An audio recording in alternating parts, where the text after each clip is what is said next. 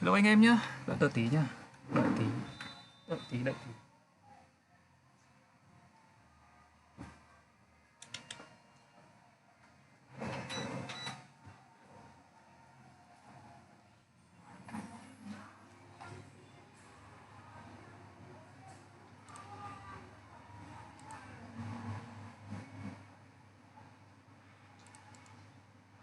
Mu rồi, order, mu up, mở cam lên, cam nó hơi to, bạn phải chỉnh bé đi một tí á.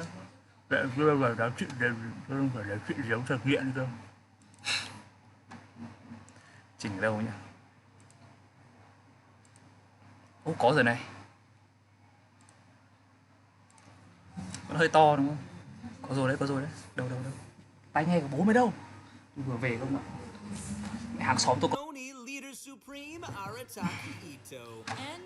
Tôi cho bé cái tiếng mic rồi nhá. Hàng xóm tôi đang mở karaoke. So, wait, that's it? Well, Yelon's a woman of mystery, so let's keep it simple before we get to officially introduce her. Oh, right, yeah, gotcha. And judging from the lovely image we have here, there'll be lots of other characters also making appearances this time around, so I'm sure it's gonna be quite the party. Yeah, for sure. And travelers will definitely be seeing some familiar faces appearing alongside our new characters as we all delve into the chasm. The chasm, very mysterious. Yeah, I'm already super excited, and I'm sure everyone else is too. So let's kick things off with our brand new trailer for version 2.7, Hidden Dreams. Roll tape! Well, xem có gì nào. My father, he's thinking of stepping down from the TIEN position. I first met Yelon when she was very young. Even back then, she was extremely tough.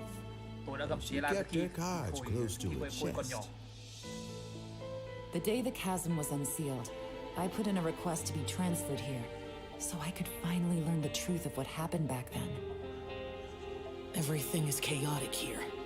If you stay here too long, this space may well devour you. Does that mean even Xiao can sense our presence here? Something seems to have been activated inside the fantastic compass. I fear that this problem underground is bigger than we thought. Just focus on taking care of yourselves. I'll figure out the rest. Các ông thật tầm này các ông có quan tâm gì đến mechanic của game không? Tầm này công chỉ quan tâm đến bit như cái ấy thôi. Tôi lại đéo gì. Chỉnh chất lượng không? Chỉnh lên 720.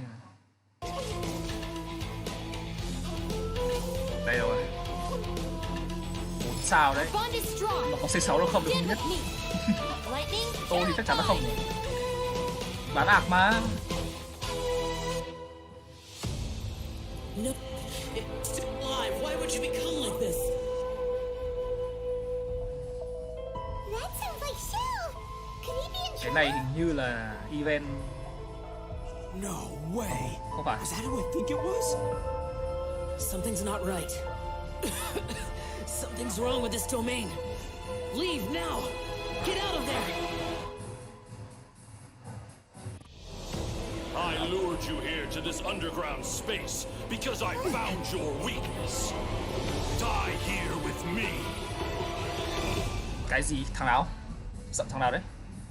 Thì vậy tôi nghi lại là lại là một thằng vực. Cốt. Lại thằng vực sâu. Thằng kia nó bị vào cái khu ảo giác. Nhìn đến Lumin nó bảo là ở đây không an toàn đâu em ơi.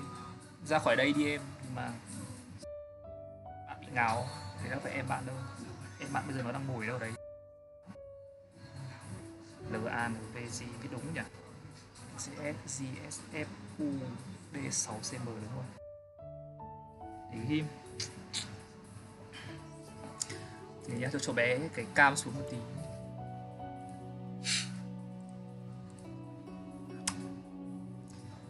Chính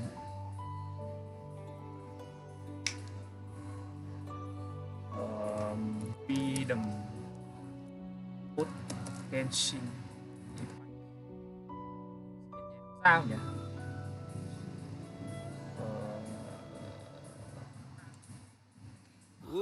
how dramatic was that? Yeah, for real. Wow. Yeah, no kidding. Cái Xiao's đang bảo voice wow, sounded a bạn little lãng mạn odd quá. in the trailer, so I Trông hope lãng he's mạn quá. okay. Yeah. And it looks like we also get to see some more of Lumine or Ether, depending Chúng ta đã on có xem một which vài hình ảnh one về you Lumine rồi. chose. And I'm not gonna lie, guys, we have so much stuff to introduce Ta to có everyone rất today. nhiều thứ mới trong phiên bản mới. I'm sure that everyone's waiting to see all these new characters and what Tôi thực their sự rất new muốn event wishes xem will be. So những nhân vật let's get mới có started gì. with that. Yeah. Đúng. In the early part of version Tô sang đây làm gì á? 2.7, our new Thực ra playable thì character ông không phải thắc Yelon mắc will đâu. be appearing in Chúng nó her đi lang own thang event chuyện wish. bình thường. At the same time, our old buddy Xiao will also be returning for a rerun in his event wish. In the later part of version 2.7, Arataki Ito That's me. will be making a return alongside his deputy leader, Kuki Shinobu, in his own event wish. Ah, Kuki Shinobu. She's a dreamboat. She can do anything.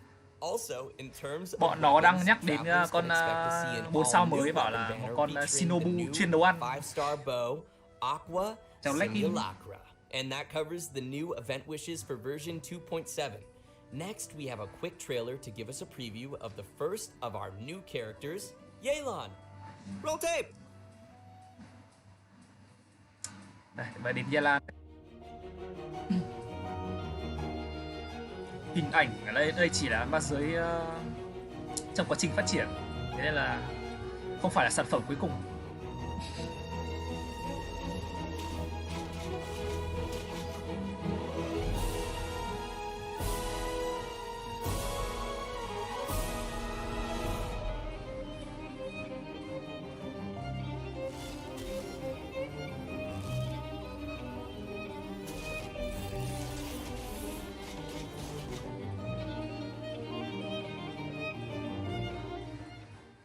Hello, traveler. Call me Yelon. I think you may need my Đi help. ăn cơm. And I just so happen to be interested in some information you have. In other words, you scratch my back, Đợi tí I nhá. scratch yours. Cháu bé tí nữa. Có hơi to nhỉ. Cháu bé tí luôn. Cool. Phải lực bé. I like that dice move. I really like how she turns invisible. It's like my favorite part. Yeah, I love how swift her movements are. Like, Tôi thực sự thích cái cách cô ấy di chuyển. Yeah, oh, super cool. totally. Trông nó ngầu vừa lờ. And what a silky, smooth voice. Trông nó mượt mà vừa lờ. So many of you may already recognize Yelon from when she appeared in the chasm. Her archery skills are Chúng pretty ta đã thực sự impressive. nhận ra sự xuất hiện của Yelon từ hồi bản 2.6 khi mà rừng đá sâu rồi đúng không? Thực sự là cô ấy là một nhân vật rất là bí ẩn. Yelon is the mysterious owner of the Yenshan Tea House in Liyue. Definitely not the first Là một nhân vật mysterious bí tea ẩn house owner ở we met. nhạc phòng trà của Hey, would you look at that? cái Seems phòng like trà mà running a tea house nó bảo would là be nó a ở cái pretty phòng competition trà mà Yeah, siêu I đắt guess mà so. của cái bọn Actually, though, being a bọn tea sang house chảnh hay owner is vào. not the only identity Yelon has. Ôi, In hay fact, you quá. could say that Yelon Okay. is a person with many different faces. She relies on her acting skills to naturally blend into any social setting, pull some strings to guide the course of events, and then poof, disappear before anyone's noticed. Her activities have taken her across the other nations of Tevat and Những hoạt động even của ấy to the thực sự là abyss. đều có mục đích, Alright, nhưng mà nice. So thông thường she thì also rất là nhanh gọn, travels around rất nhanh gọn Teyvat. và không để ai phát hiện ra. The Traveler. Bà đấy chắc là kiểu Well, yeah, but là maybe a little more kiểu tình báo. dangerous looking than our travel. Hey, the Traveler tình can báo. be dangerous. Well, Yelon prefers the thrill of exploring Tình báo chuyên dangerous nghiệp. places and living on the edge a little. Interesting. If you ask me, Yelon is starting to sound more like a special agent type of character. Well, sounds like you are following the clues, Zach. Yelon is actually a special intelligence officer that reports to Ningguang, and she serves as a reliable line of defense in protecting Liyue. Even those on the inside like Ganyu don't know the full extent of Yelon's Yelon powers. tự có So liên in quan other đến words, Ninh Quang, Yelon works gọi là under làm việc Ningguang? có làm việc cho Ninh Quang, tức là làm kiểu Kinda, bảo but I làm cho wouldn't những put it người quite bảo like vệ that. To Yelon, her bảo vệ relationship của, with Ningguang isn't about rank. It's more là yêu, about cả là a yêu. collaboration. Ningguang arranges dangerous work, and Yelon brings her the resulting intel. This sounds so secretive. I'm kind of curious about how these two started Yelon có working. làm việc tay trong cho Ninh Quang, Yeah, well, tham. we'll just have to wait and see. nhưng mà Speaking hay of trốn her việc. work, Yelon keeps tabs on any extraordinary individuals she comes across and puts them on a list. It wouldn't surprise me if we even found the Traveler on her list, and that she's been keeping a close eye on them. Tất cả việc nhà lữ hành làm thì đá sâu đều được cô ấy theo dõi sát sao. Maybe not. Anyway, as someone who works in special intelligence, Yelon is a master of disguise and an expert at seeing through people and understanding what they're thinking. Liệu lấy được làm sao bằng nguyên NT code không? Tôi chịu. Yelon xinh quá. Ông ngồi ngắm thằng sinh quy một lúc thì ông sẽ thấy, ông sẽ hiểu. Sweet. Okay, so now that we've heard a little bit about Yelon's background, how about we talk about her combat capabilities? Let's do it. Yelon wields a bow and manipulates a hydro vision, and in combat she's a hydro DPS character that combines rapid attacks with agile mobility. She's an expert at weaving in and out of dangerous situations by swiftly moving across the battlefield and rejoining the fray with powerful attacks. She's so agile. You know, she may move as gracefully as a flower petal in the wind, but do not cross her. She is a beast with that bow. After a short time out of combat, Yelon will enter a breakthrough state, which will cause her next charged aim shot to have decreased charge time. And once charged, she can fire a breakthrough barb that will deal AoE hydro damage. Yelon's speed becomes quickly apparent in her elemental skill, Lingering Lifeline. Tapping or holding the skill button allows her to move rapidly using her lifeline, marking opponents along her path. When her rapid move ends, the lifeline will explode, dealing counter damage to marked targets. Yelon also has a fixed chance to reset her breakthrough state based on the number of opponents marked. So we better try to mark a whole crowd of enemies to maximize the damage. Nó là hold. For elemental burst, Depth Clarion không chỉ giữ được bắn thường mà đây phải giữ cả E nữa. Damage and creates wondrous dice which aid her in battle. The dice follow the character around and will initiate a coordinated attack when your active character uses a normal attack, and each time Yelon's lifeline explodes and hits opponents. With Yelon's passive talent, Adapt with Ease, the active character's damage increases over time while the dice are active. I'm telling you, do not mess with her. She's cái xúc sắc, cái xúc sắc ấy, nó stack ấy, cái xúc sắc nó random ấy. Absolutely. Số cặp. Yelon also has another passive talent called HOANG control, which causes Yelon's max HP to be increased based on the number of elemental types that are present in the party. And finally, because of Yelon's understanding of the Liyue region, she gains increased rewards when dispatched on a Liyue expedition for 20 hours. Người chơi ở ngoài có thể nói thế được. That makes sense. Of course, even after sharing all this information, Yelon still has a lot of secrets. Travelers will have to spend more time with Yelon on their journey to learn more about her. She'll also be making an appearance in the new Archon Quest Interlude chapter coming in version 2.7. We'll have more details on that shortly, so that's it. Nice. And now, I think it's about time we introduce our second new character, Kuki Shinobu. Oh, she's the pride and joy of the Arataki gang. Second to Ito, of course. So let's see her in action. Ok, ổn hơn rồi đấy. Trường 70 rồi thì tôi sẽ kéo lùi cái sang. Đây, 4 sao mới công đây, mẹ.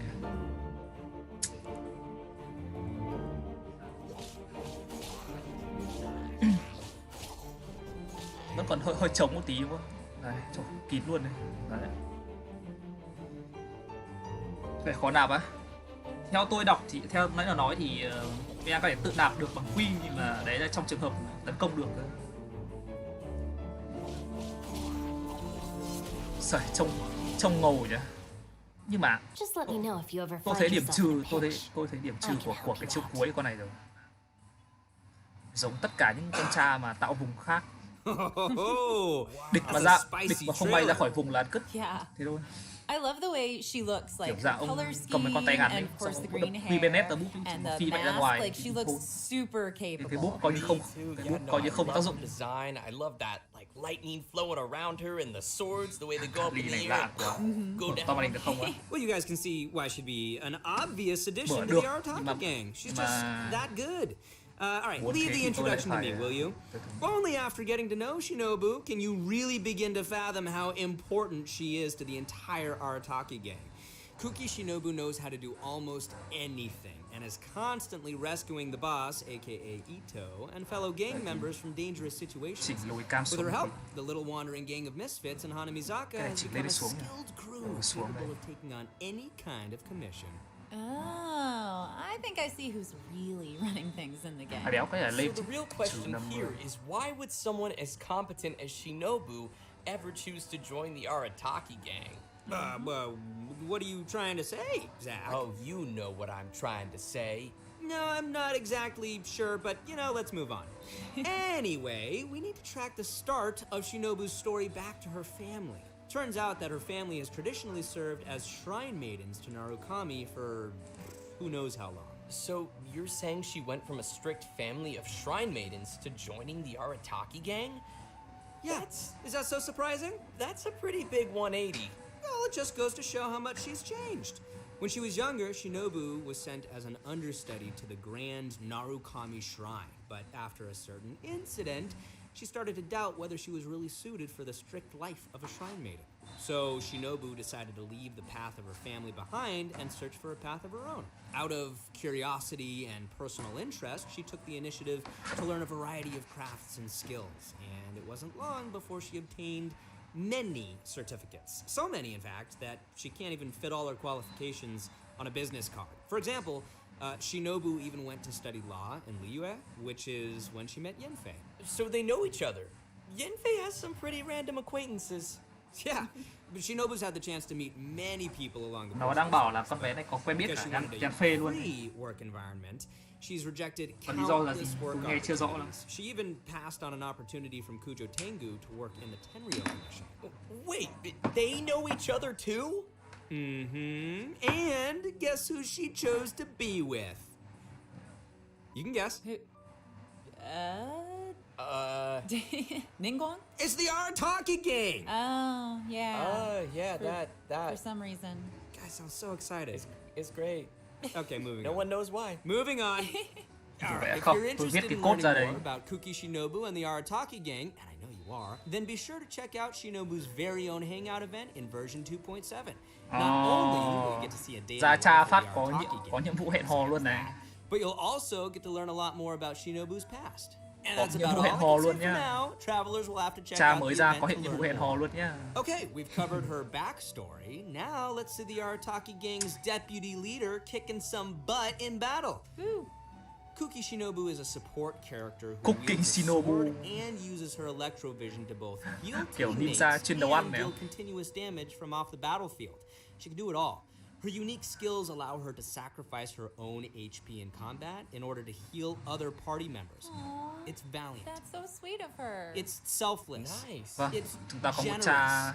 When she uses her elemental skill Sanctifying Ring, she sacrifices a certain portion of her HP to create a brass ring of sanctification that'll heal friendly characters within it and deal continuous electro damage to surrounding opponents. After unlocking the passive talent Heart's Repose, her elemental skills healing and damage will be boosted based on Shinobu's elemental mastery. With another passive talent, Breaking Free, when Shinobu's HP is low, her healing bonus is increased. So, travelers will need to monitor her HP when using her skill. You don't want it to be too low, but at the same time, lower is also better.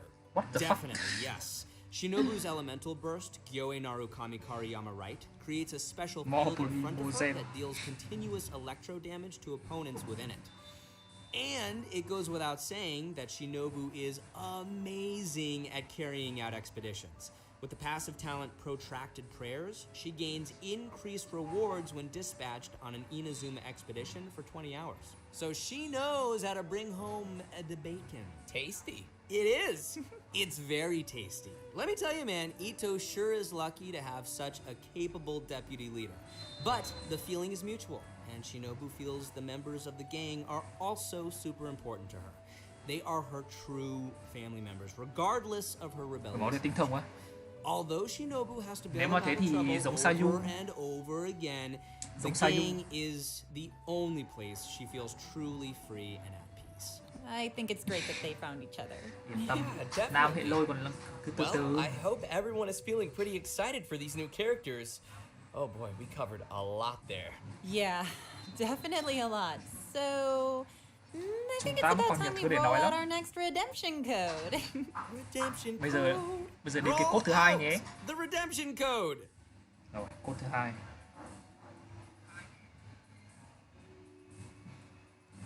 DT UKT. Ok. NUKT FCC 69. Thì cái bàn phím nó cứ kiểu bấm bị lung ta lung tung, khó chịu thế nhỉ.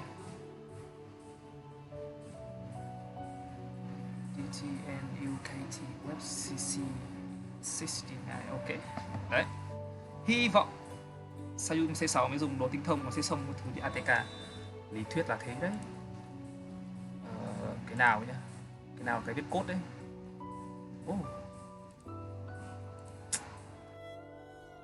Sao tao lại chưa đăng nhập?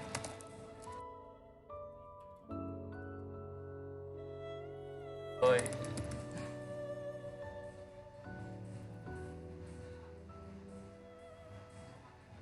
All right, welcome back, everyone. We're back. Yes. Next, we will be diving into some of the new events players can expect to see coming their way in version 2.7. Our first event not only includes our new Archon quest Interlude chapter, but will also contain a new challenge game mode. The event's called Perilous Trail. The Archon quest will be featuring a very unique cast of characters as Yenfei, Yelon, Ito, and Shinobu team up with the Traveler when they become stranded deep in the chasm. And it's not long before we also discover that Xiao is also conducting an investigation of his opponent in the chasm. Investigation, you say? Đi sâu vào trong đá sâu. There's a lot of history and secrets buried within the chasm, including the story of how the people of Liyue fought off monsters 500 years ago. Cái tôi thắc mắc là thằng Ito với cả con bé kia nó sang bên đá sâu để làm gì? Khó hiểu. It turns out that this piece of history is also related to her origins. Ito là một chuyện. Cả Ito lẫn con bé mới kìa. Hai đứa đều có mặt, đều sang live để làm gì tôi biết. So from what's been revealed in the previous version, we know that there is a deep connection between the Yakshas and what happened in the chasm.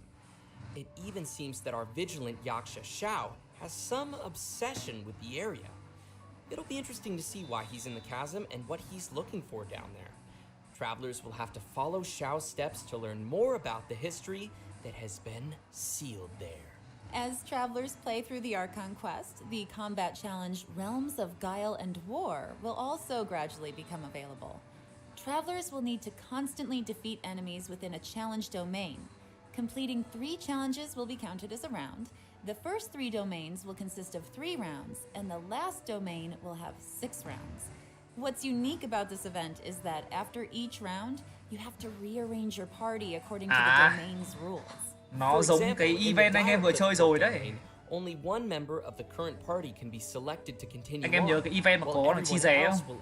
Có chi ré đi cả ai nhỉ? Chi ré đi cùng với cả In another domain, Kaleidoscope Cage, Xin Giam không? Đấy, event kiểu đấy. Mà nó thay đổi một tí thôi. Will be unable to continue the fight. Interesting. So challenge 1 là có 3 round, challenge 2 là có 6 round. Yeah, but I'm sure travelers will come up with some teams and strategies to handle the challenges.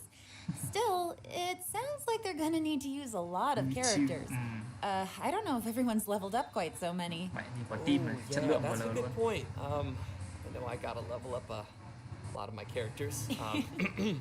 So it's important we mention that each of the domains will also have multiple trial characters prepared for travelers to use. Mình sẽ phải dùng nhân vật dùng thử. Select and equip 3 stratagems per combat round that will provide buffs in battle. Đây là beta nên nó không hiện nhân vật của mình thôi. Tôi tưởng là phải dùng nhân vật dùng thử. Thì chơi hơi khó chịu một tí. Stratagem for continued use. Búp này. Stratagem shards may even be used Đúng cái kiểu to chọn búp. redeploy downed characters. Cái kiểu chọn búp này. With the help of all of these supporting mechanics, travelers can confidently try the challenges with different combinations of characters. Yeah, and in addition to exchangeable rewards in the event shop, everyone should remember to also collect rewards from the challenge quests on the event page. The rewards will include an event-exclusive 4-star bow called Fading Twilight. Cái glowing gem là cái gì? So you guys have got to check out this event. Cung kia thì không nói. Alright, our next event is called a Muddy Bazaar Adventure. This one also takes place down in the cái cung 4 sao này chắc là cho mấy ông chơi Yelon free to play. So mysterious. For reasons unknown, some dark mud-like substance has come pouring out of the caverns and mines of the chasm. Lại cái cục nhầy nhụa này, cái cục nhầy nhụa này phải dùng đèn sáng để phá. Resolve the crisis. In this event, we will have to deal with constantly oozing dark mud, as well as monsters that have been strengthened by its effects. Creepy. Yeah. With the help of Persina's Spike, we'll need to clear the mud, weaken and defeat monsters, and let the Spike purify the surrounding area while energizing itself. Attacks from monsters will disable the Spike, so travelers must be sure to protect them. Also, when the Spike is operating normally, using blooming light with a lumenstone adjuvant of a certain level, clear out nearby oozing concretions, granting the Spike additional energy and speeding up the charging process. As the event progresses through different phases, uses for the Spike will also change. For example, the Spike could release shockwaves at intervals that attack opponents and dispel the buffs that those opponents possess. Also, the challenge objectives will change throughout the event. In some challenges, travelers may have to defeat the enemies in a limited amount of time, while in others, travelers will have to escort a hot air balloon to its destination while clearing out dark mud along the way. In the last phase of the event, travelers will have to clear dark mud and defeat monsters to reach a high score. In this challenge, powerful opponents will appear and travelers may defeat them to earn more points. Khả năng AOE tốt ấy, đều Careful sướng lắm. dark mud as it Đặc biệt drains là những con gió luôn. and affects our ability to move. Event này là Venti này, So be Venti sure to Sakura stay safe Kazuha and make bơm quick thêm một work vài con any núc enemies nữa. you encounter. Đi map này kiểu lại spam điên cuồng luôn. Yeah. I'm up! So, you guys remember how I said that Shinobu studied law in Liyue before? Well, to celebrate Mighty her graduation, Great we're holding a and special Glorious event. Festival The đều hiểu. almighty Chỉ Arataki Great and Glorious cần hiểu Drama đơn giản đó Festival, là cái trống which, đồng, in case nó you là một cái didn't trống catch gỗ. that, is gonna be another rhythm game Chắc event. là lại một cái Rhythm game. chơi nhạc rồi. Rhythm game. Rhythm game! Rhythm game! Yep, and we're gonna be shaking things up a little from the previous music games. Lại This cái time, lại có một travelers event will be game âm nhạc receiving nữa. a drum. Là So cái gì the tôi game không will biết. be changing to a playstyle that is a little more suitable for a percussive feel. It'll xong cho probably cái be game best tốt if hơn we này. just show the travelers how it chúc mừng works. ông là nó So let's take a ra look at how thêm to play. 45 FPS. Alright, here we go. Vậy. Từ từ đã. Chơi trống Yes, quá. pro mode. That's the only kind of rhythm game I want to play. Let's go, drum in hand. Từ từ mà nó Alright, rơi it's xuống nhá. like one of the semicircle style ones. Yeah. I can get behind that. Okay, so you gotta use two hands. All right. I mean, some people do them one-handed, but I can't imagine doing that personally. Yeah, it's tough for me. We're seeing a lot of single notes. Yep, we You got got the the taps holds. and we got the holds. You got tippy taps so and that's the holds. And then we have the double notes, too. You have to hold them down at the same time. Nice, multitasking. I'm really loving this.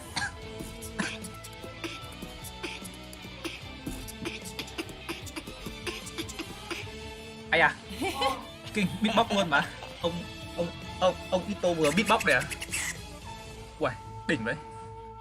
Kinh nhỉ? VAN của Ito mẹ, biết cả beatbox và chiến đấy. I know, right? That's what all the kids say. Boppin'. Ôi, dân Osu. Oh, tough, complicated. Dân Osu Oh, là they dân missed Rim one, Game chơi được. No. Dân Rim Game chơi được. Combo Look at that breaker. combo. Rim Game là mấy Lots of game âm double nhạc. notes. Chị mày chắc chỉ chơi đủ điểm đâu không ạ? Bopping my head to the Chứ music. tầm nào bảo I'm into cú this. full perfect thì có cái loèn chịu. Cái này chơi điện thoại dễ nhá. Không phải dễ mà nó tức là nó dễ bấm hơn thôi. Chứ không phải dễ nhầm. Dễ bấm hơn. Chứ chơi PC thì còn phải ASD phải ZKL cũng rồi. Time to shine. Oh, how fun is that? Oh man, that looks so Đéo fun. muốn chơi đâu. Well, considering that travelers might be playing the rhythm game on a variety of different devices, the designers have so kindly implemented a lag calibration function. This means travelers can calibrate the device by tapping the screen when they hear the accented and can adjust the decision line until it roughly coincides with the note position they entered. By making these little adjustments, travelers can improve the gameplay experience for each of their individual devices and playing habits. Also, we'll be able to adjust the note falling speed as well as the volume of the button sound when pressed. Additionally, more detail was given to how the system determines whether each note is counted as successfully hit or missed. In this music game, travelers will have access to all 3 difficulties from the very beginning. So, travelers who are more confident in their drumming skills can clear the higher difficulties and still be able to collect the corresponding rewards for completing the lower difficulties as well. Bạn phim laptop thì đã khó bấm rồi. Sao lại còn no editor mode will also be unlocked. Oh cool. All right, that is pretty cool. Travelers can freely edit the note positions in these tunes to create their own beat maps of the game's musical scores, which can then be shared with other people. Nice. Of course, in order to share your tunes with others, you will first be required to play the song and reach a specific rank to generate the share code. And finally, travelers will also find some special gifts and messages left by some familiar friends at the festival. So don't forget to check those out. Thế có gì không đúng ở đây rồi? Oh, I know you will. All right, and last but not least, we have another interesting event. Name of the event? Create a robot.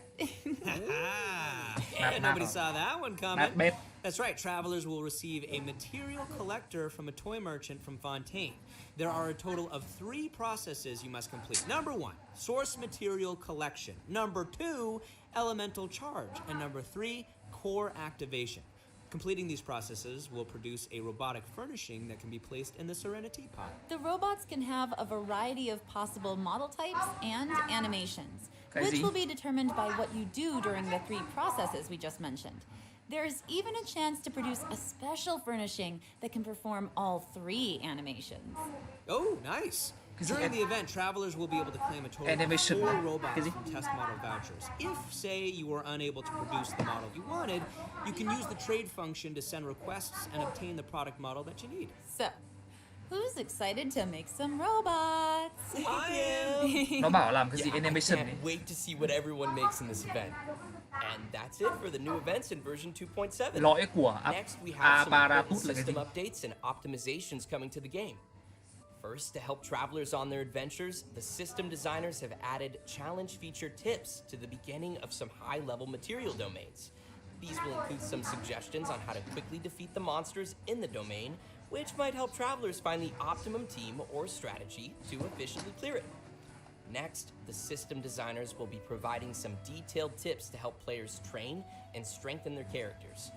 When players open the character talents menu, they can use the newly added talent reference button to see talent priority recommendations. Bây giờ nó có thêm một cái, nó update thêm một cái gọi là khuyến khích nâng level, khuyến tức là một cái bảng khuyến khích nâng skill. Usage statistics for each artifact slot. The system designers wish to give everyone more intuitive data to reference while choosing how to strengthen each of your characters. Nhưng mà có vẻ không cần thiết lắm.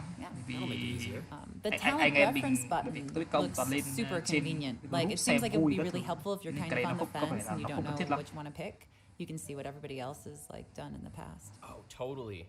Anyways, we also have another update regarding the game's music. During version 2.7, we will be releasing a new OST album, Millilith's Watch, which includes all the music composed by the HOANG mix team. Một album nhạc mới của vực đá sâu. Ooh, sounds cool. My favorite part of any game is the soundtrack, so I'm looking forward to hearing that. Yeah. Okay.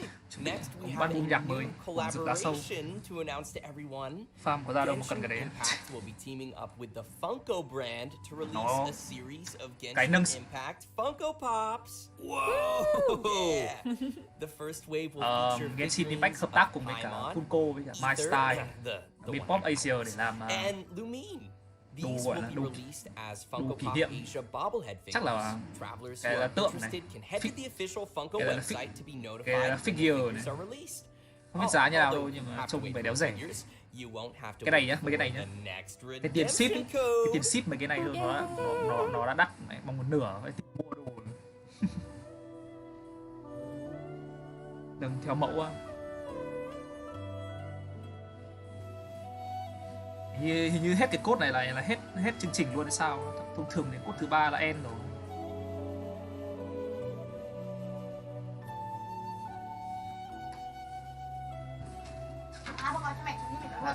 NUKT XCCPWV ok.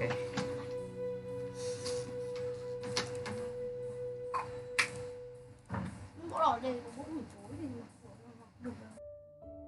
Để này vào máy giặt rồi mà. Tiến chưa ăn đâu. Xong con ăn. Cái cấp lôi thực sự đúng không? Cái gì? Cái cấp lôi. Còn lâu mới có, chắc ông đợi thời gian nữa đi. Ông plot tweet ra. Sứ đồ băng. Sứ đồ thủy. Thời gian hồi chiều, sứ đồ lôi là hút năng lượng. Số đồ lửa là bơn máu. Seriously at the end already? For real? That flew by. Yeah, but we actually covered a lot of content today. Definitely. You know, we did cover a lot, didn't we? And as usual, I gotta ask you guys, how did you like being on the special program? Super fun. Như mọi lần tôi hỏi các bạn thì các bạn có thích cái bản cái livestream này không? Tôi thích lắm. And I'm super excited to have gotten to give you a formal introduction, so that's nice. And I'm really excited for people to meet Kuki. Yeah. Oh my gosh, there's so many things coming. Like the rhythm game. The rhythm game. Rhythm game. Yes. And building a robot. Thì các bạn thích cái gì nhất trong bản mới này? Mà tôi lại thích cái trò âm nhạc. What is happening down there in the chasm? There's a lot going on down there. Thực sự là răng giấy có rất nhiều thứ hay ho phải làm. That is it for today's special program. Nghĩ đây là tất cả mọi thứ của buổi livestream này rồi. Thanks everyone. Bye guys. Chào các bạn, hẹn lần sau nhé. Ok, xong rồi đấy. Thế thôi mà, bản mới chỉ có thế thôi.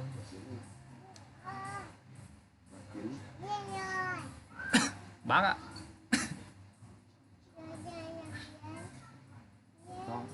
Bạn ở đâu? Qua rồi mà bạn ơi. Ông nào xem mà qua rồi không ạ?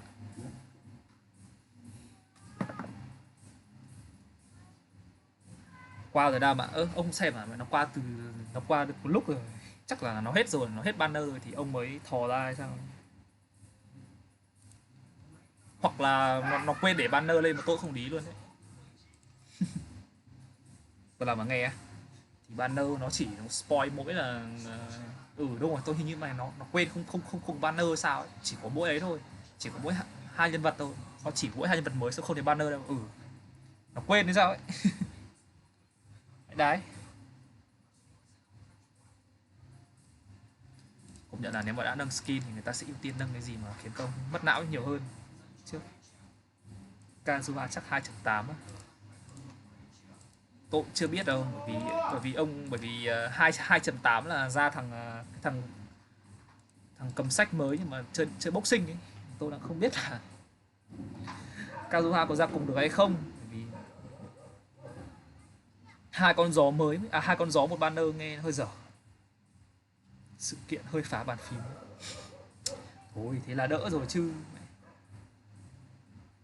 ai chẳng biết là 4 sao nhưng mà nó là 2 con gió. Tôi bảo là 2 con gió chứ tôi bảo 2 con 5 sao đéo đâu.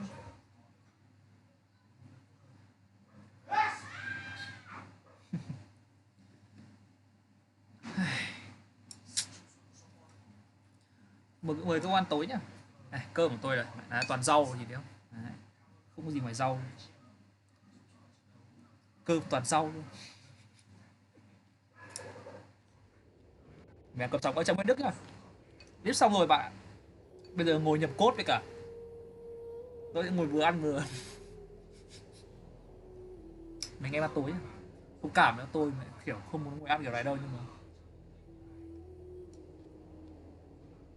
bây giờ mà không ăn thì tí nữa chả ăn được.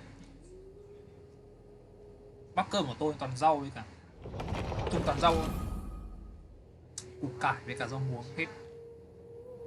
Giữ hết đến 10 giờ bốc phét đi. Chỉ chả ngồi bốc phét. Tôi đã chơi đâu, tôi cứ ăn xong rồi tính, tôi cứ ngồi nói chuyện thôi. Đã, tôi đang ăn đấy. Em không thấy bắt cơm cho tướng à?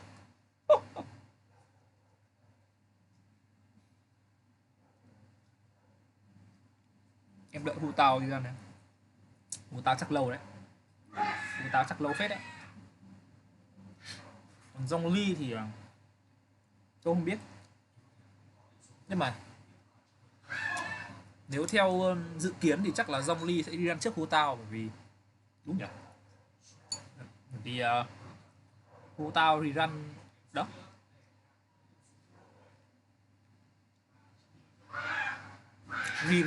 Rerun gần đây nhất thì là dòng ly hay hù tao nhỉ? Tôi quên rồi.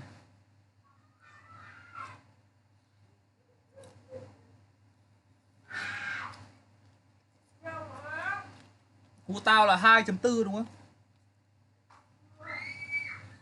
2.4 hay là 2.5 gì đấy đúng không?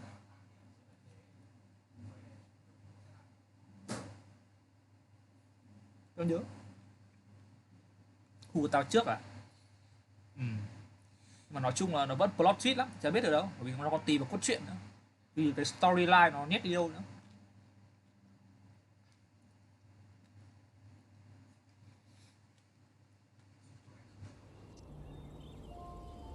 Bốn rác đầu xị cho rẻ.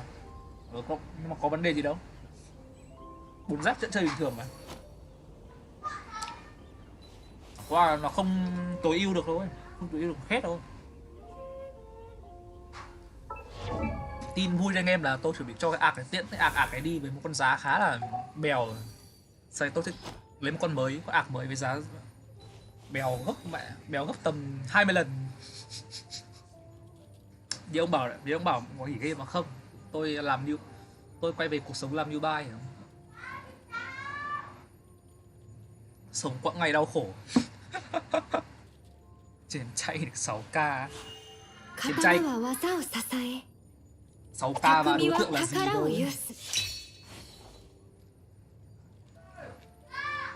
Một tao tháng 11 đã đi tháng 1. Thế thì hên xui đấy. Thì nói chung là vẫn phải đợi story.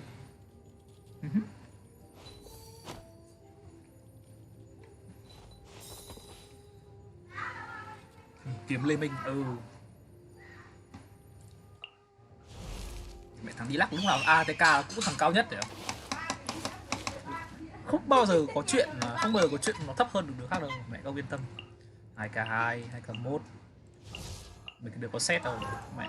Nếu không bao giờ có chuyện mẹ đi lắc kém ATK một đứa nào luôn thật. Mẹ, tầm này tao là nhất. Thật.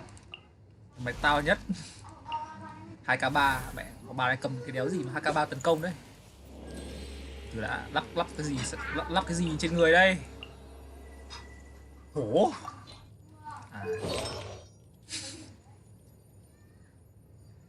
Thiếu thánh di vật nhưng mà tấn công 2k3. Cay.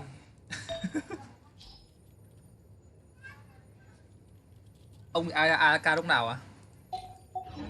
Đấy. Bạn kể lại à? Tôi định thế nhưng mà tôi bị lười. Đây. Ông hỏi đấy nhá. Tôi không muốn sâu nhưng mà ông hỏi đấy cho ông xem. Ông hỏi từ bao giờ không? Đấy, ông nhìn trong này nó có ngày luôn đấy. Đấy.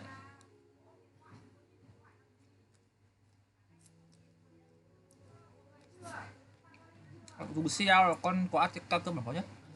Thế á? Tôi không biết cái đấy luôn đấy.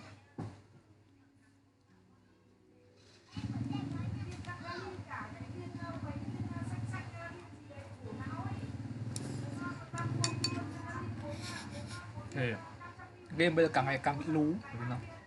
Nhưng mà nó thật, bây giờ bán ạc chạy từ đầu mấy event sau khi đéo chơi được cái gì cả, bị tốn, sẽ bị phí rất nhiều nguyên thạch ấy. Nhưng mà được cái là mình sẽ có cái để khám phá ấy. Nó có cái hay.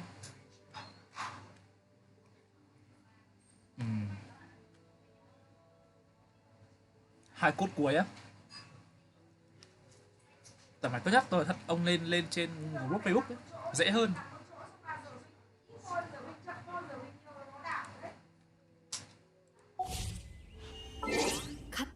Đây, 2 cốt cuối thì đấy, cái cốt cuối là tôi đã ghi rồi nhá, còn một cái cốt nữa đây để tôi biết cho. Tôi đã nhập đâu. Bấm vào thiết lập này, sau đó chọn này. Xong mình viết ra nhá. DT NUK NUKTW CC 6D9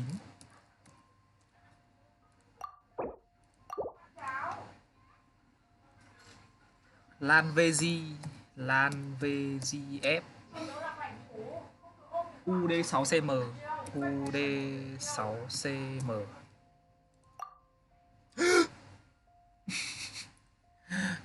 sai cái gì đấy rồi. UD6CM mẹ biết sai cái gì đấy nhỉ? Cái gì sai ý nhỉ các bạn nhỉ? Tôi thì chắn tôi biết sai cái gì đấy rồi. Hoặc là mẹ đời tôi cô liêu, cái cốt biết sai này thì chết rồi. Viết cái cốt khác HS HS mình vừa biết đúng không? Nếu phải HS NUK HSNUKTX TX HSNUKTX CCP WV. Đây là cái cốt cuối à? Thì cái cốt đầu là cái gì vậy? Thằng nào không biết. Tôi có chip 3 cốt nhào à? Tầm này lên cái cốt Facebook ấy, có luôn mà.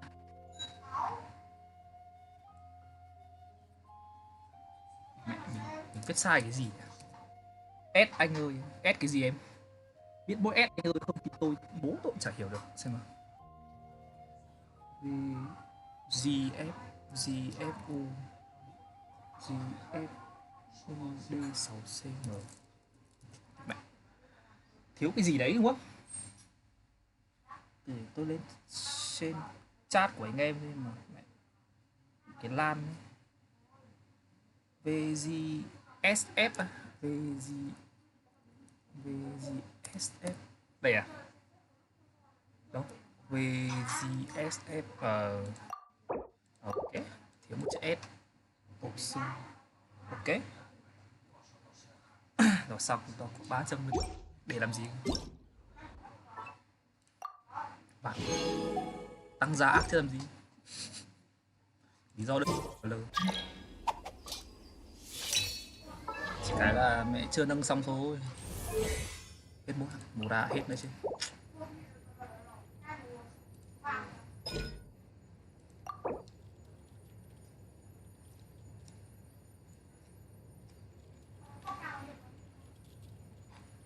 Hoàn láp á, hoàn láp hay là ông láp đi đâu? Tôi thử ra thằng láp của nhá, và tôi báo biết ngay mà. Bình thường tôi hay đi thấy biết hay láp hay không. Nếu tôi không bị láp thì chứng tỏ là ông bị láp, không hiểu.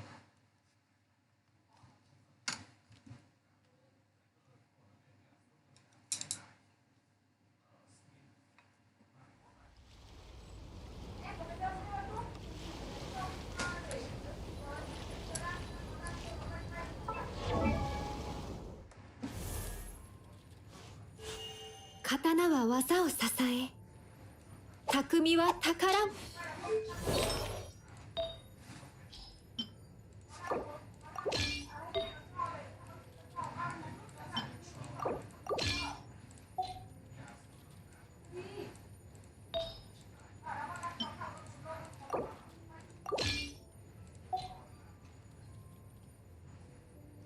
Thì là vẫn mượt mà.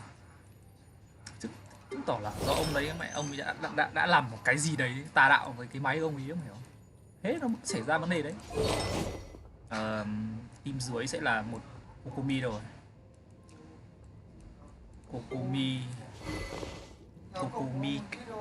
Kokomi Ayaka, Kazuha, cả một đứa nữa Rosa ở rồi. Xong. Team basic vừa yếu thôi chứ máy ông khỏe vừa L. Máy tôi khỏe cái L. Mẹ ông gì từ cái graphic gì đây? Vãi cả khỏe.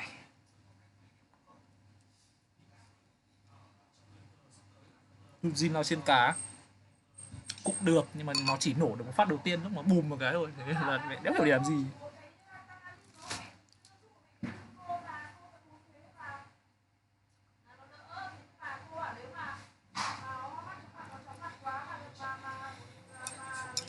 Nhưng mà chính ra Jin nào cũng hơi chậm.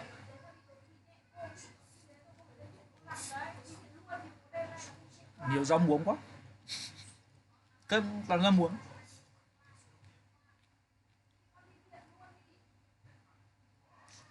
Ông chơi full màn hình cái gì ấy? Ông chơi 0.6 nhưng full screen cái gì? Đi trở lại.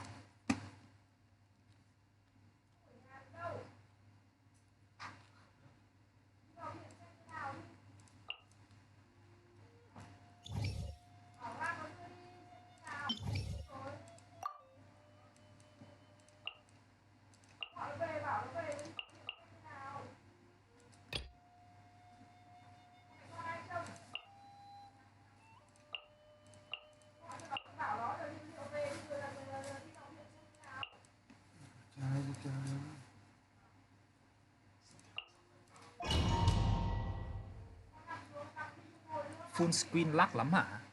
Thực ra thì nó là như này, full screen ý, chứ ông phải hiểu nhé. Cái full screen ý, nó scale nó nhiều thứ lắm không ạ?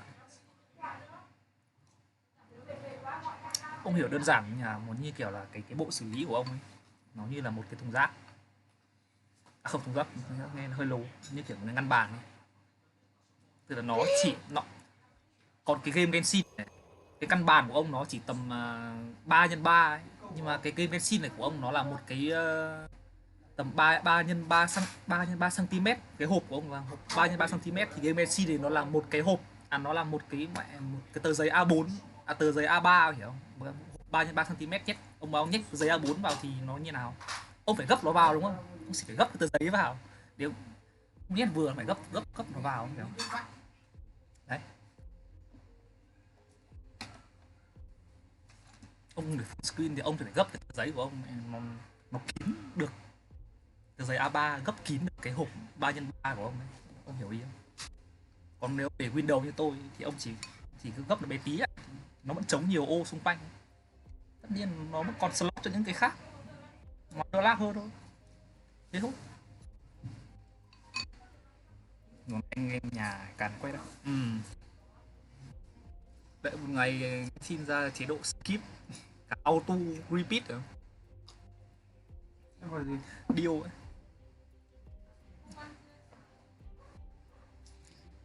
Tôi chả dám full screen, ông full screen thì điên. Screen thì ấy thôi.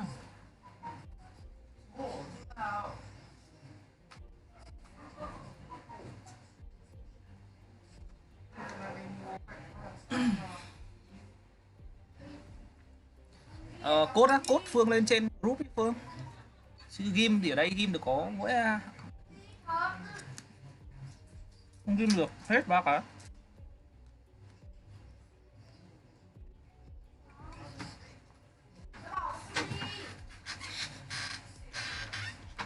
Để bạn cũng rửa đi không? Rửa đi.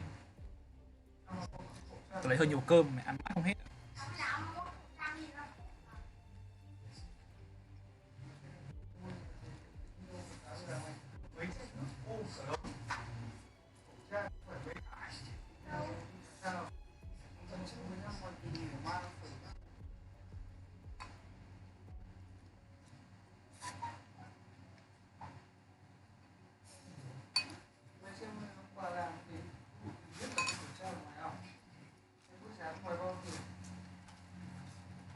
Thằng không chơi Honkai như mình kiểu mẹ đéo hiểu gì cả nhưng mà ok.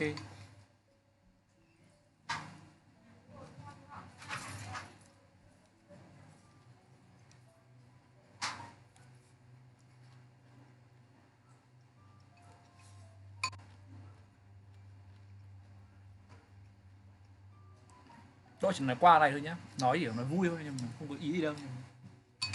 Ông nào cảm thấy vui được thì ông nào phải vui xem ấy.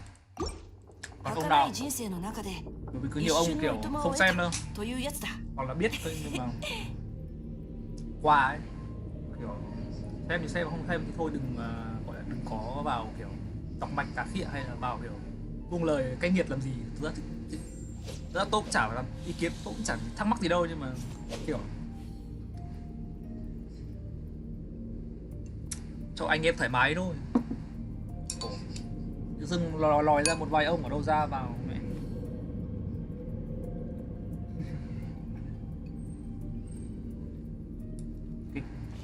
Anh em lặn hết rồi à?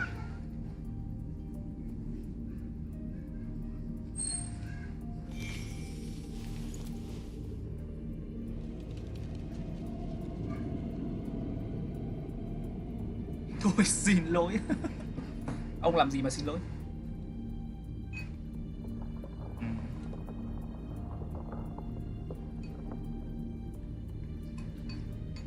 Nói chung là từ giờ đến cái lúc mà tôi làm lại được video á, thì view tôi sẽ còn tụt nhiều, mà tôi không quan trọng lắm. Tôi đã làm nữa. Nhưng mà cái tôi vui ý, là hiện tại tôi có cái bằng YouTuber rồi, thì tôi có thể quay trở lại bất cứ lúc nào tôi muốn.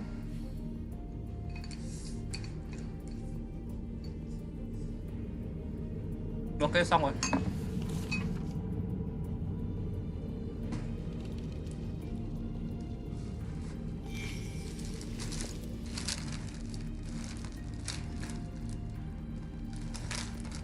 Lỗi tôi. Không hiểu sao. Lỗi ông là donate hơi nhiều. Ông nào?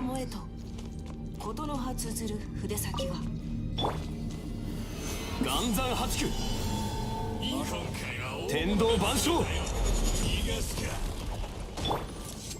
股間奥義この剣はわかるかい神里流水一個先剣栄よとよっ岩山八よっと歌よ錦となれ総流水泳さい動くべき雨描きがたし天道ここにある剣女盤石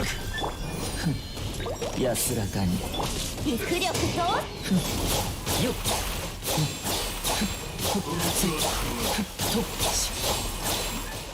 股間を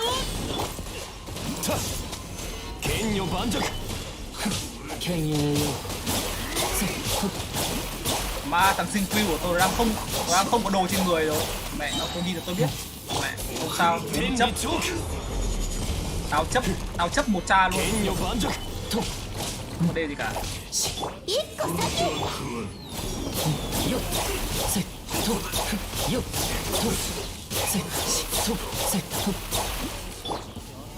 Mẹ chấp sinh quy luôn.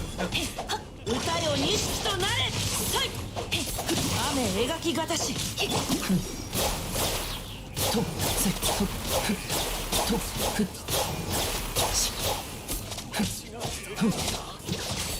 天道ここにある Lỗi em nữa. Rảnh thật sự đấy.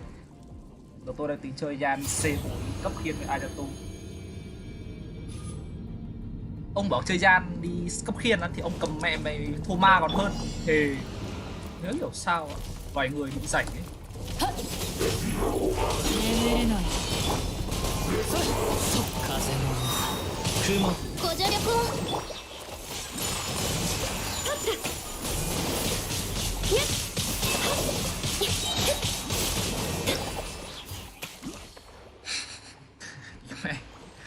Tôi chưa có cái cảm giác này đâu, nhưng mà ngày có Ayaka tôi test thử mà tôi thấy mẹ đúng là nó là cái máy hot rác thật, thì mẹ quá đáng ấy. Chẳng có thua ma thì chịu. Thì mẹ đến cái mức phải dùng nhan phê để búp khiên. Ông thuộc dạng đại gia mẹ rồi đấy, phải người thường nữa rồi thì sợ thật đấy. 三尺の修正左右ルコこの剣はわかるかい剣栄よよっ Quên không kích cho ấy rồi, quên không kích chị ấy rồi. Chị Jin à? Yo. Bố mất.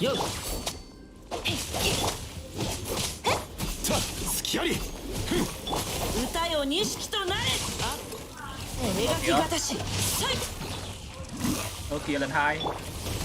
剣女盤石。ねえ、答えよ。総流水泳。よっ。と。よっ。せ。よっ。と。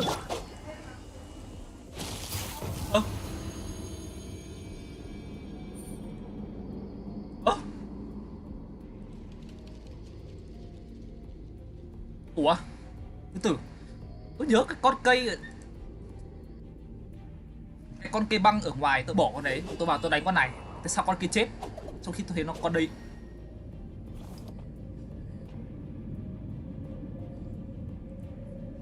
Không hiểu lắm. Sao tự dưng nó chết hay? À, nó có nổi một phô mà thì chúng nó chê thì ai bảo ông chê là chẳng không ra, không có. Đấy.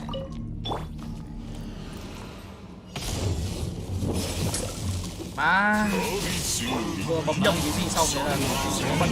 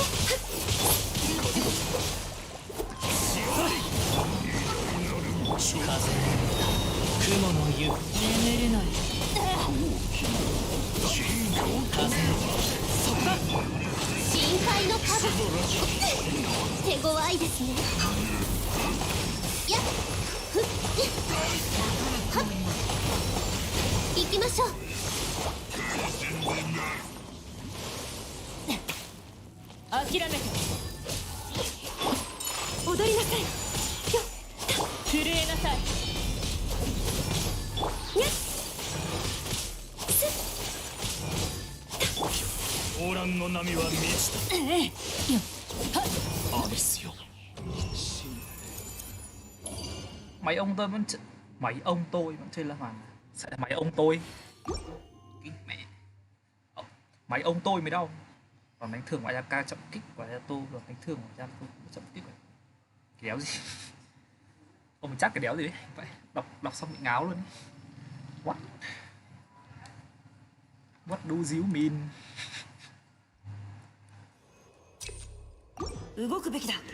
Gọi là tăng sát thương kỹ năng độ. Tắt luôn à?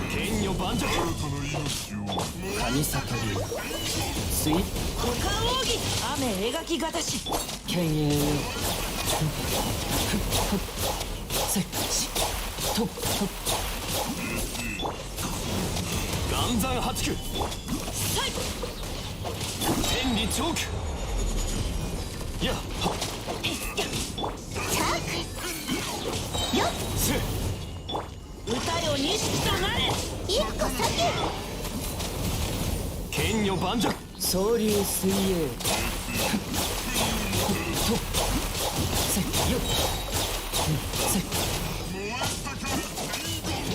三尺の修正。難攻不落。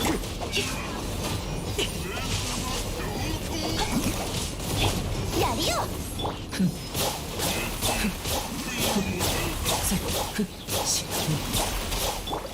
左右ルコ。岩山八九。剣栄よ。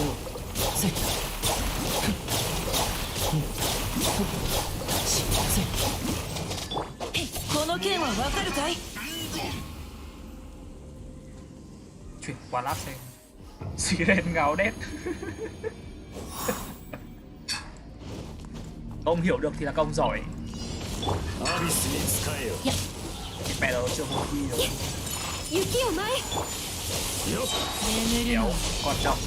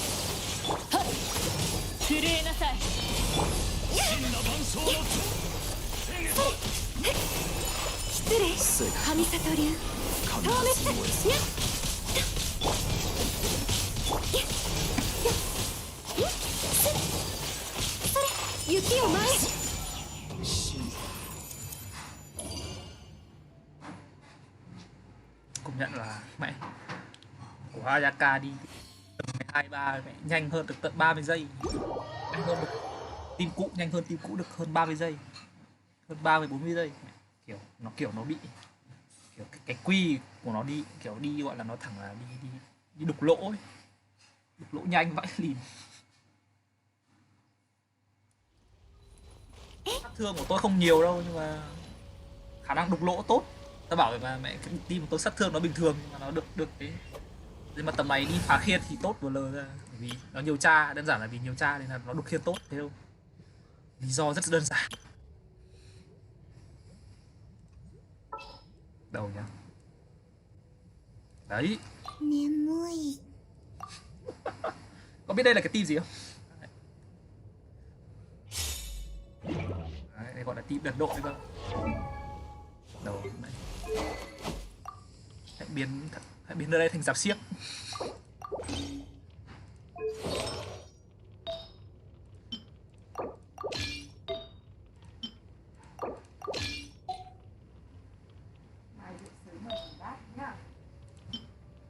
Tí còn rửa luôn vì phải dậy sớm.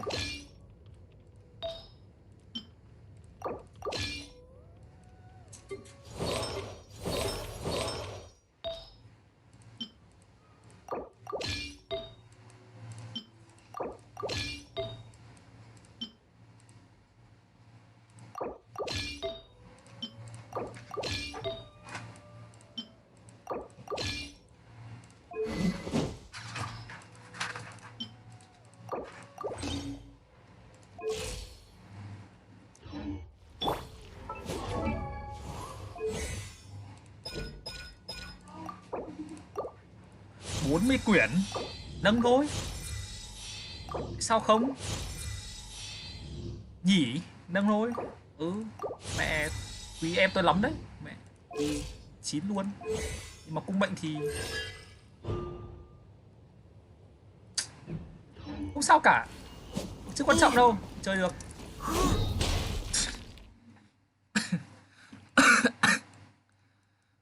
Cứ quẩy đi tầm may. Kamisato. Bữa nào phải tải tiếng Hàn để xem mẹ nó mấy bọn này nó bốc phét như nào. Mà tiếng Hàn tôi nói thẳng là nghe bị khó chịu. Tra SP để 89 thôi. Grid càng cao càng tốt. Còn Grid down thì ngược lại cũng thế luôn. Nói chung cả hai cái càng cao càng tốt thôi. Đạp bao nhiêu đấy? 209 à? Thì Sayu Quy là hồi bao nhiêu năng lượng ấy nhỉ? 80 á? Mẹ 80 mà 200 nạp có vẻ hơi dở nhỉ?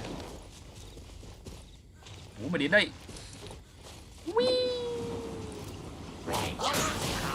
Mà đéo đi lắc đấy. Mẹ.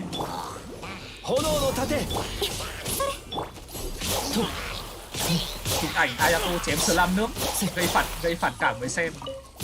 Không sao cả. Anh không làm gì được thì em lo. Đần vậy. Chào khôi bùi. Ông đổi avatar đây à? Avatar thì lạ thế. Đấy.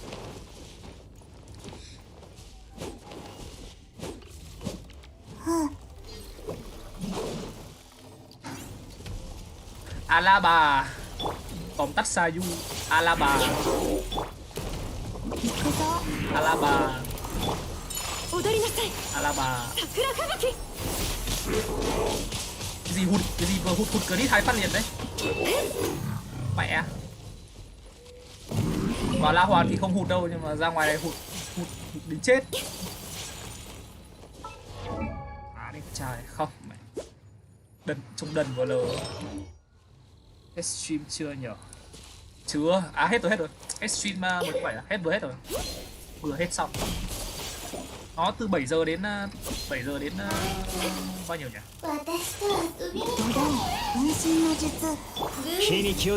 Ai à này.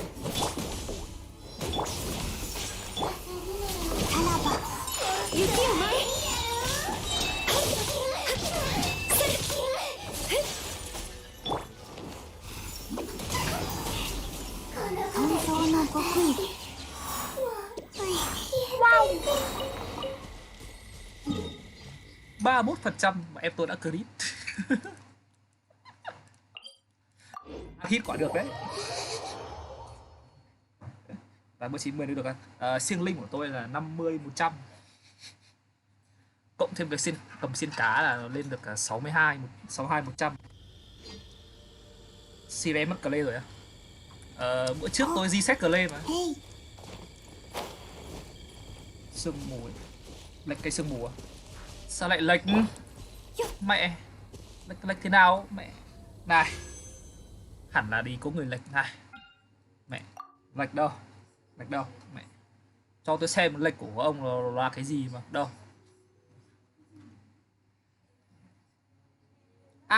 Lệch kìa.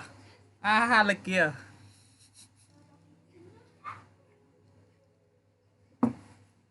Lệch kìa.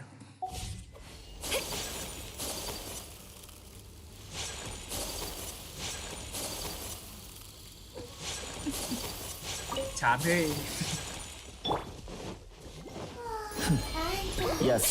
Sẽ em chơi hết vô dụng bạn ạ.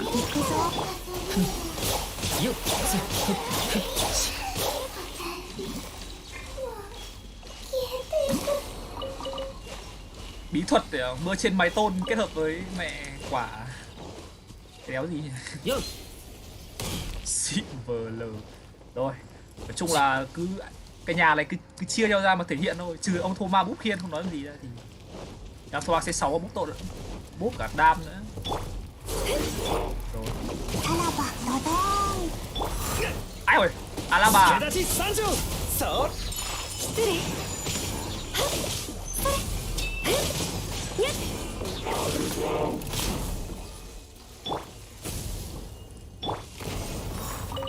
Alaba. Bây giờ ai cờ lê thế á? Còn đúng một cờ lê duy nhất còn sống thôi. Là ai thì chắc cậu cũng biết rồi. Phải nói gì. Nhưng mà tương lai sẽ gì cũng phải đổi thôi. Bạn thân tôi hỏi mày đang ở đâu? Tao đang ở nhà. Cô đưa sủi đây. Đấy. Nam lại trốn đi gặp các em gái rồi. Nam đi bay rồi. Nghe rồi đã biết đi bay rồi.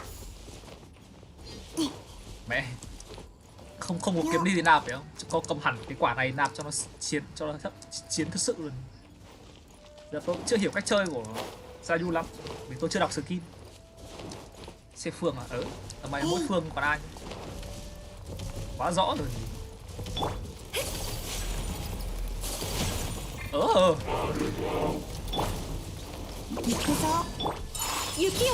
Alaba.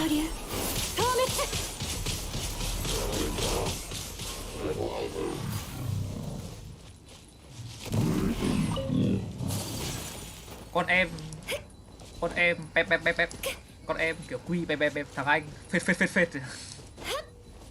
khổ vãi đái.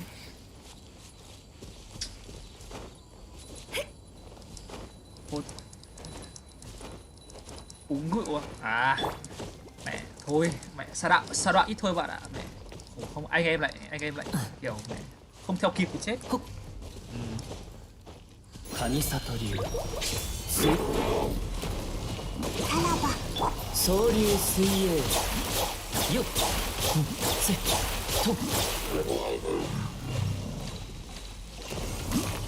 Cầm Ayato đánh robot chỉ có thế thôi mà. Mẹ setup các kiểu xong rồi đứng giữ chuột đấy. Không phải làm gì nhiều. Chơi ông này xong bị lười. Ok.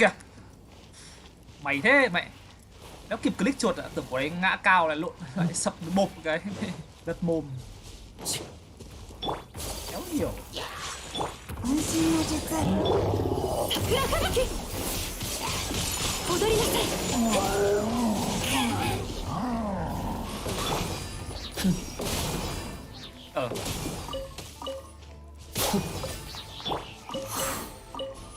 Alaba. Thôi em cũng sủi. Bắt đầu lại bắt đầu đến cái gì nhỉ? Nó gọi là gì? Hiệu ứng dây chuyền đấy không? Một vài ông đi, vài ông kia đi theo rồi không? Thực ra chả phải là vì lý do gì đâu, chỉ đơn giản là thì người khác đi theo rồi không? Hiệu ứng gọi là gì? Hiệu ứng đám đông ấy. Ồ. Do một thi nhau chuẩn bị dắt tay nhau đi hết. Đợi tí nhé.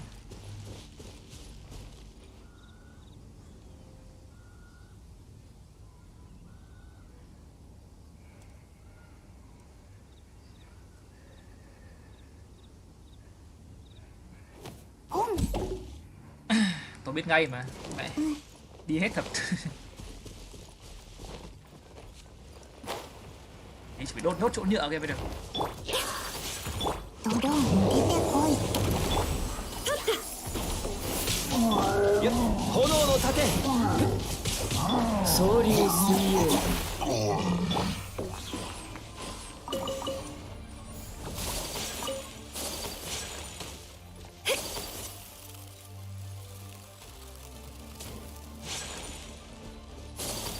Kể ra mà có một tôi không có cái quạt tẩy 30 chấm tôi được cái nịt đấy ngon, có cái nịt. Chính ra máy tôi mà có cái quạt tẩy nhiệt tốt ý, tôi sẽ để đồ họa tôi sẽ để đồ họa thấp cho anh em cho đỡ đau mắt, mà chuyện là đéo có. Tôi có một cách đấy, tôi tắt cái cam đi này. Sau đấy tôi vào đây chỉnh lên thấp cũng được mà vẫn chơi không vấn đề gì đâu, mà tôi phải bỏ bớt một số cái không cần thiết đi, vẫn chơi thường. Tắt cái bloom, chắc chắn là tắt bloom rồi, ngồi thấp để về thẳng đỡ nặng nhàng. Đấy, chơi bình thường. Đấy, không xem đỡ đau mắt hơn đâu.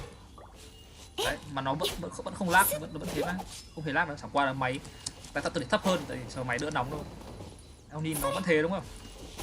Game nó vẫn bật như thế đúng không? Có bài vật hết cả mình. Dọa bố mày.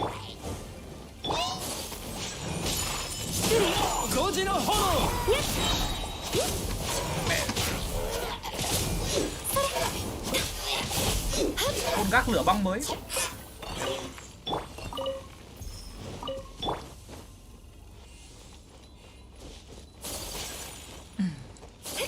Để cái graphic này anh em đỡ đau mắt hơn không?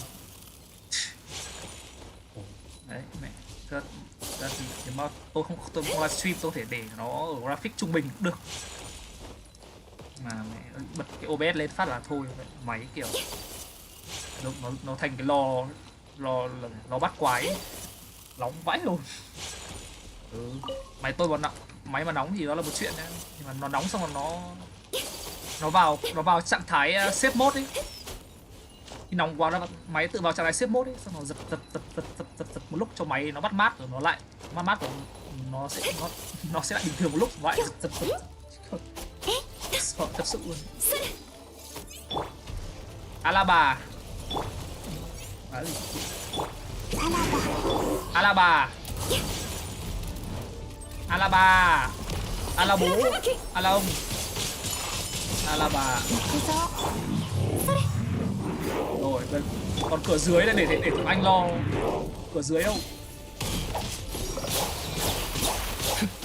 Có thằng nó mặc đâu ra đấy? Tôi mẹ mất chưa hút gió vào rồi. Gió vào trước.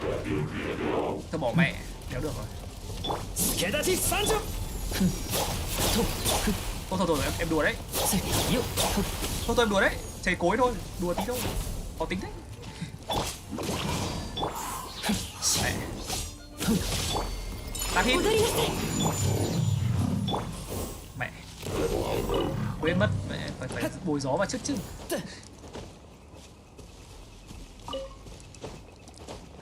Cái gì chả phải, tức là mình phải có đồ đạc đầy đủ thì mình thấy làm gì là dĩ nhiên là thế rồi. Mẹ. Vấn đề là có team này có thể đục tất cả các loại khiên đấy. Homa được cái quy phụt lửa liên tục nên đục khiên bị đục khiên khá là ok.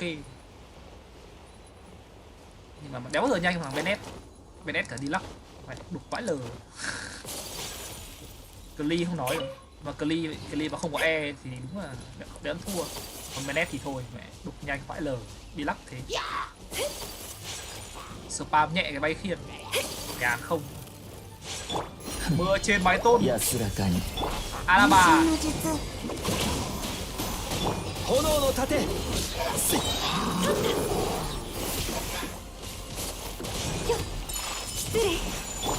Mày trong băng đi. Rồi, đây đi hút.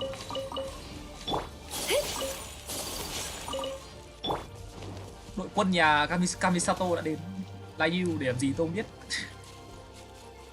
Alaba.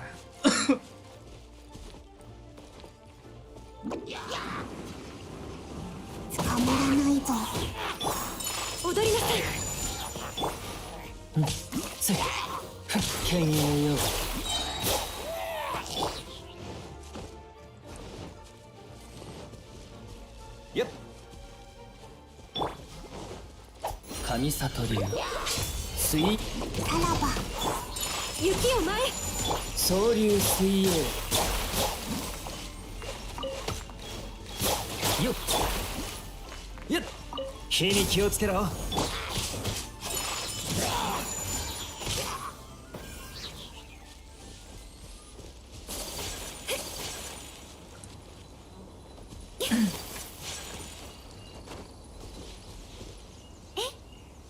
Dùng E dính ấn chạy trên nước đi. Để hốc. Mẹ bữa trước vừa bị rồi. Dính ấn băng ấy. Xong rồi đang lướt lướt trên nước ăn quả đóng băng vãi lờ. Nó hiểu. 炎の盾俺が守るよ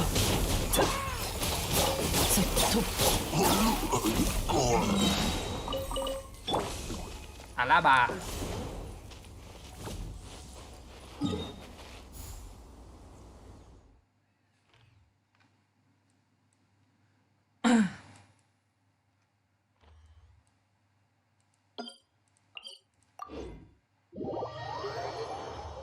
Alua bạc.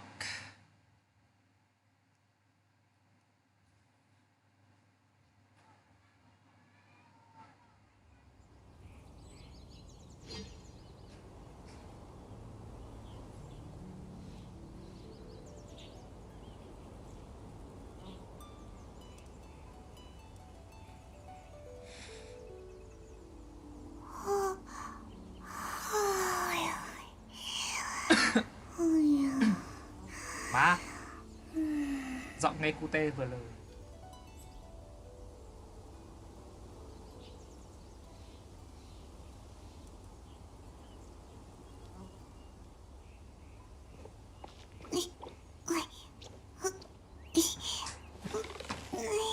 Yo. 8:30 thôi. Tuyệt. Muộn rồi đấy. Còn 1 tiếng rưỡi nữa là mình lên giường đi nằm rồi. Suy nghĩ một việc nên làm.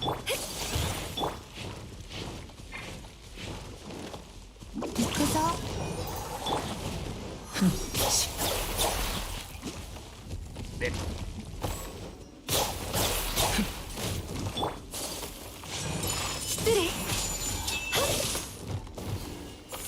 Sao hụt crit kinh ấy nhỉ? Mẹ, bình thường có hụt crit ngay đâu. Mẹ, hôm nay hụt khủng khiếp.